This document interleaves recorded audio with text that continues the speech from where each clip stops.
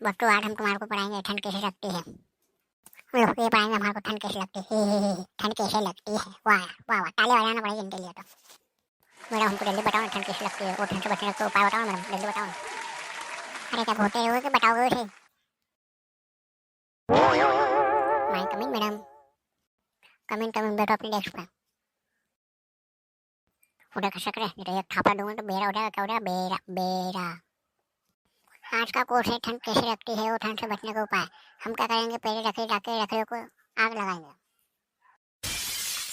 अब वो कंडे और काली को क्या देख रही है तू। पहले तू टपेगा। मैडम पहले वो काली को बोलो ना, काली काली टपेगी, पहले काली को बोलो ना।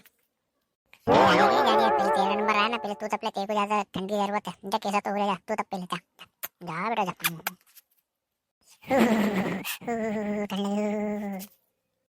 चलो तुम्हारा नंबर तुम भी तप लो, नंबर वाला नंबर सब देने तो काली तेरे को क्या पीले चावल देना पड़ेगा, तू भी तप ले जल्दी, फिर तुम्हारे को करवाएंगे होमवर्क।